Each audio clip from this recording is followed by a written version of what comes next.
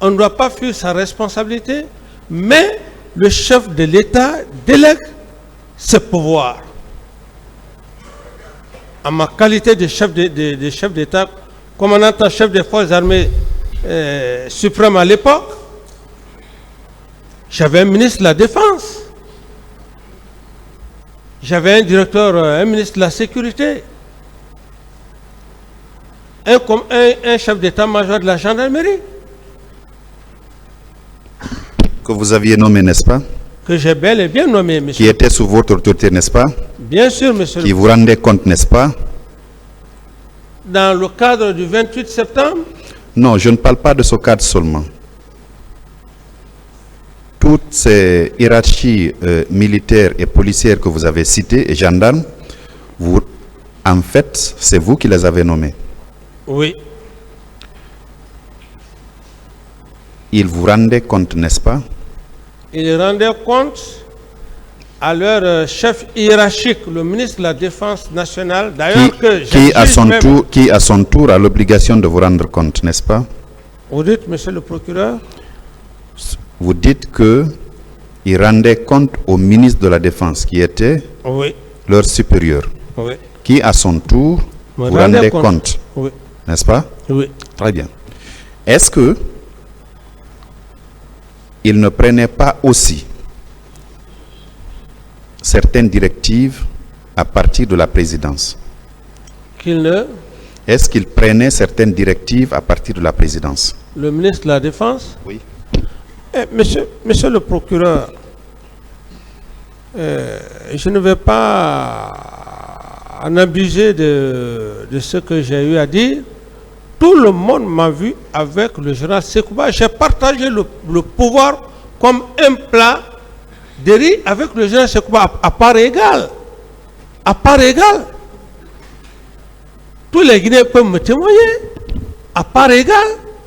Et ce que le représentant du ministère public demande, c'est est-ce que le ministre de la Défense prenait certaines directives auprès de vous, chef de l'État? C'est ce qu'il veut savoir.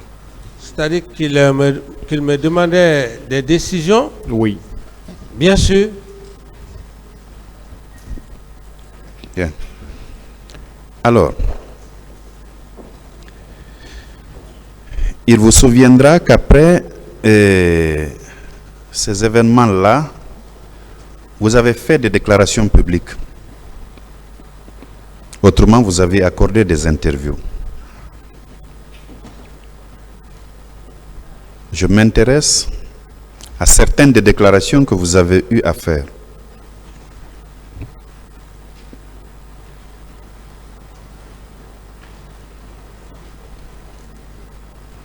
Oui, je vous suis, monsieur le procureur.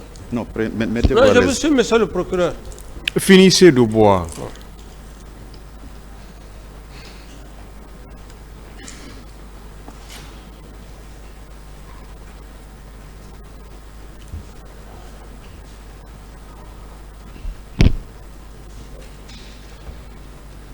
Le 6 octobre 2009, vous avez accordé une interview sur France 24. Voici ce que vous avez dit. Les leaders sont coupables. Ce sont des commanditaires parce que c'était prémédité. N'est-ce pas? Vous avez dit ça. Finis la question, monsieur le procureur. Est-ce que cette phrase est de vous? Elle résulte de votre interview du 6 octobre 2009. Monsieur le procureur, je l'ai dit, dès après même les événements du 28 septembre, ça c'était à la Villa Sili, où j'ai nommément cité l'ancien président, le professeur Alpha Condé. Je n'ai pas caché, et ce n'est pas aujourd'hui que je vais nier. Je l'ai dit, et dans ma déclaration, il aurait manipulé tout le monde dans la farine. Qu'on soit clair. Je continue parce que vous avez rajouté ceci. Oui. Ce n'est pas le problème des élections qui m'intéresse. c'est d'éradiquer le tissu social. Rien ne sert d'organiser des élections libres et transparentes dans ce pays s'il y a ce clan qui tend à l'extrémisme, des fanatiques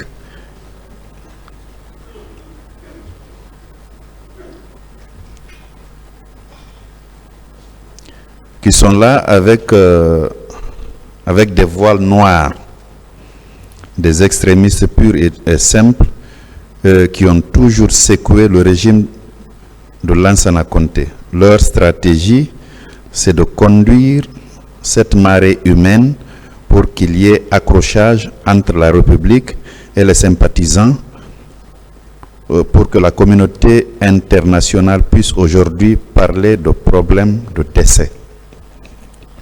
Oui, je réitère, monsieur le procureur, et je réitère parce qu'il faut dire les mots de la Guinée pour que ce pays-là puisse avancer. Bien. Je réitère, monsieur le procureur, je réitère. Quand vous dites que les leaders sont coupables, c'est à l'issue d'une enquête ou bien ça relève de votre compréhension à vous seul pour indiquer qu'ils sont coupables, sans la moindre enquête, parce que nous étions le 9 octobre. Oui. Si je dis les leaders sont coupables, parce que quelque part, comme j'aime bien dire, ma première déclaration après les événements du 28 septembre, j'ai été très clair. J'ai été très clair, monsieur le procureur. J'ai dit le professeur Alpha Condé a joué, il a roulé tout le monde, il a embobiné tous les leaders politiques. Je veux parler de cela. Je voulais dire, ne pensez-vous pas, au lieu d'incriminer ces leaders qui n'ont fait qu'appeler une manifestation pacifique, qu'il fallait beaucoup plus rendre cette responsabilité-là aux agents de force de l'ordre qui ont tiré sur cette population non armée. Vous avez inversé, vous dites que carrément les leaders sont coupables, sans la moindre enquête, alors que ces leaders-là n'ont fait qu'appeler leurs sympathisants au stade. Ils étaient sans armes. Et ceux qui ont tiré, c'était les hommes qui étaient sous votre responsabilité, sous votre commandement. Donc, s'il y a responsabilité, est-ce que vous ne pensez pas qu'il fallait beaucoup plus dire que les hommes, vos hommes, sont responsables, au lieu de dire que les leaders sont responsables, alors que, quand il y a une manifestation, les agents de force de l'ordre ont l'obligation d'encadrer la manifestation pour ne pas que des choses comme ça arrivent. Oui, monsieur le procureur, je ne sais pas comment est-ce que je peux expliquer ça. J'ai à la fois parlé le cas des leaders politiques et j'en ai aussi parlé à la fois au cas de ceux-là qui sont partis au stade. Donc, je parlais de deux côtés. Et si vous remarquez mes premières interviews, parce que c'est extrêmement important, mes premières interviews, c'est comme si c'est Dieu qui m'inspirait. Je dis ce qui vient de se passer, ça a été fait de nature qu'à l'avenir, s'il y a un jugement, que le professeur Alpha puisse ne pas être là. Je l'ai dit, et c'est ça aujourd'hui qui est là. Donc, ce que j'ai dit, du côté des leaders politiques, en particulier, le professeur Alpha Condé, je le dis et je réitère, je n'ai peur que de Dieu. Je n'ai peur que de Dieu. Le côté des militaires, j'étais déjà engagé dans ça. J'ai attaqué une partie comme j'ai attaqué le côté des militaires. C'est pourquoi même, quelque part, et lorsque je me suis abattu sur le cas de Toumba, j'en ai parlé. Je veux dire quoi, monsieur le procureur? Aujourd'hui, nous sommes devant un tribunal criminel. Et je dis, je le dis, on est tous appelés un jour à être rappelés. J'insiste et je réitère. Ces événements du 28 septembre, même ceux qui sont à l'école primaire, tout le monde sait. Ça a été quelque chose de savamment orchestré par le professeur Alpha Koné. D'autres questions? Merci, Monsieur le Président. Toujours dans la même lancée des interviews que vous aviez accordées,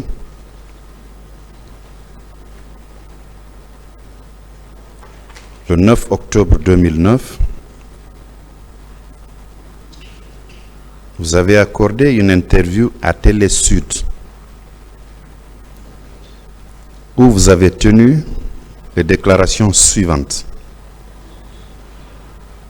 Je suis désolé parce que ces hommes, avec leur système machiavélique, ils ont causé quelque chose. Ils ont mobilisé la masse. Ces hommes ont brûlé des véhicules. Ils se sont saisis d'armes de guerre. On parle de marche de la démocratie. Ils se sont saisis des armes de guerre pour se rendre à quelques 8 kilomètres. Ça veut dire que c'était prémédité. Pourquoi se saisir des armes de guerre pour une réclamation au stade du 28 septembre qui était interdite parce qu'on avait un match avec le Burkina Faso? Vous avez rajouté, à partir de cet instant, tout le reste était inévitable. Oui, monsieur le procureur, je ne sais pas comment est-ce que je pourrais... C'est le dernier volet de la lecture que je viens de faire. Cette partie, je confirme, et c'est pourquoi je dis et je réitère. Bien, puisque vous confirmez.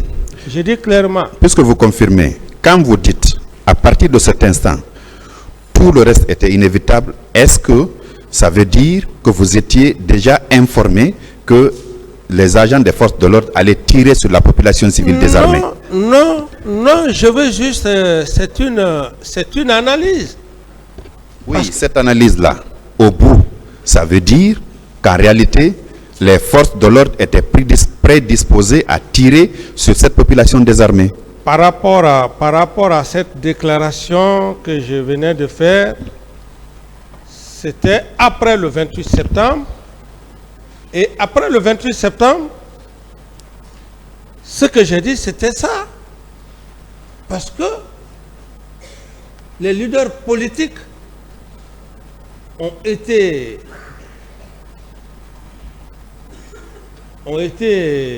embobinés. Je veux savoir, Monsieur Camara, ce bout de phrase, ça veut dire que vous dédouaniez les hommes qui ont tiré sur la population désarmée? Je ne dédouane pas, monsieur le procureur, ceux qui ont commis les crimes au stade du 28 septembre. J'ai voulu juste faire des parallèles. C'est-à-dire, du côté de ceux-là qui ont procédé à la marche et dont la marche n'a pas été gérée comme ça se devait. J'étais dans l'optique de ressortir cet aspect, ce qui ne veut pas dire que j'étais là pour dédouaner les hommes qui ont fait le massacre. Et encore mieux, ces hommes qui ont commis ces massacres, je n'étais pas prêt à les dédouaner. C'est juste une liste. C'est juste un compte rendu que j'ai eu.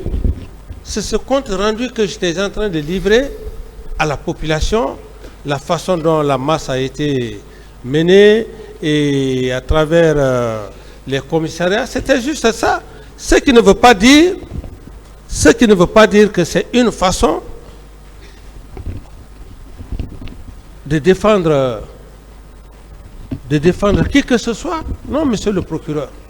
D'accord. Si ce n'était pas une façon de défendre qui que ce soit, vous parliez constamment du commissariat qui a été saccagé, des armes qui ont été dérobées là, mais vous parliez moins des morts, vous parliez moins de ceux qui sont violés, alors que c'était votre population.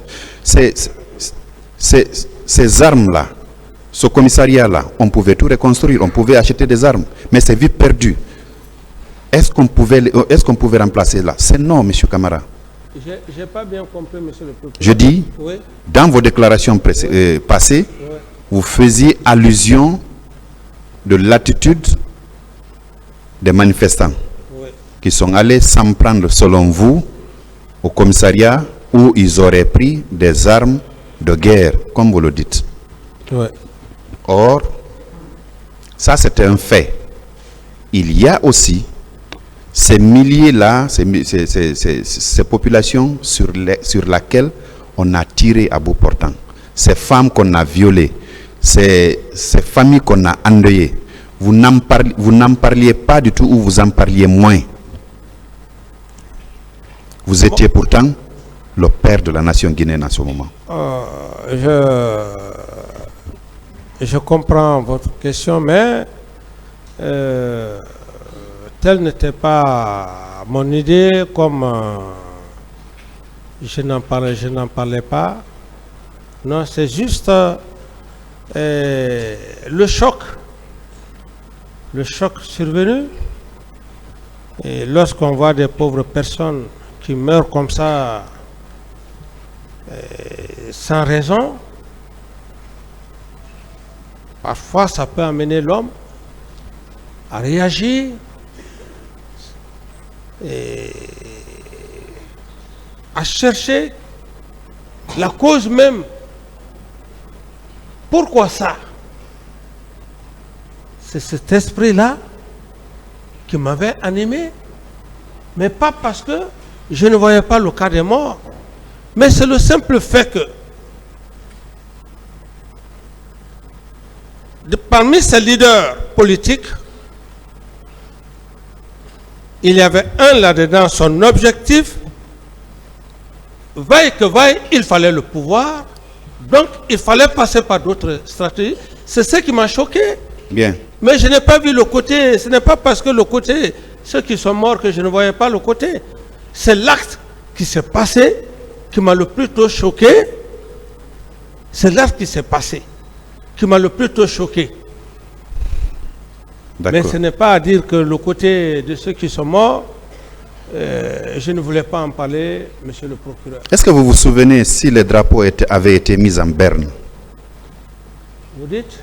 Après le 28 septembre. Oui. Est-ce qu'il y avait une journée de deuil national que vous aviez ordonnée pour la mémoire de ces disparus-là? On avait mis les drapeaux en berne, vous vous souvenez? Je me rappelle plus. Je me rappelle plus.